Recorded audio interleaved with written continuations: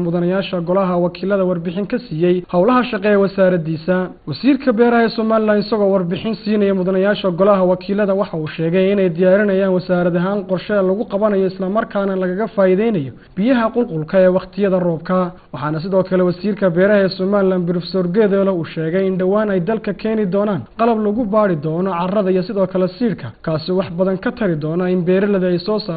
saar wax ku ool ah ka dhamaadkeega waxa xaruntii wasaaradda la keenayaa qalabkii wax lagu baadhayay kii cudurrada iyo kii ciidda lagu baadhayay iyo kii siirka kuwaasoo imika aan midna oolin wadanka haddaan ciid baadhayno keenayaan u dirnaa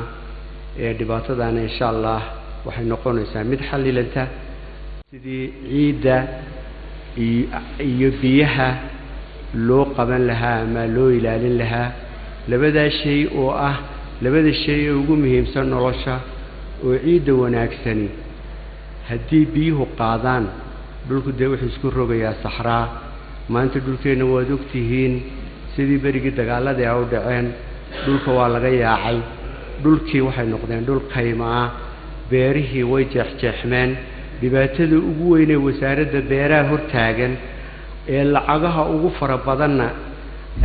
hay'adahan iskala kaashanay waa sidii looga hortagi lahaa ciidaas iyo biyaha lumaya wax fiican baa noo qabsoomay waxa noogu muhiimsan waxa weeye xidhxidhka beeraha wax aad iyo aad u fara badan ayaa noo qabsoomay wax badanna way socdaan markaan xidhxidhka beeraha leeyahay waxa weeyaan naxarada beeraha dhexdooda laga sameeyo waxay muhiim u yihiin roob kaliyaati hadduu ku doo ama laba roob beertaasi ku doo oo beertu xidhxidhan tahay oo biyaha saas loogu qabto waxa laga yaabaa beerta inuu qofkii beerta u goosto laakiin biyaha dul yaacayay beerta haddii 10 roob daana waxba uma taraan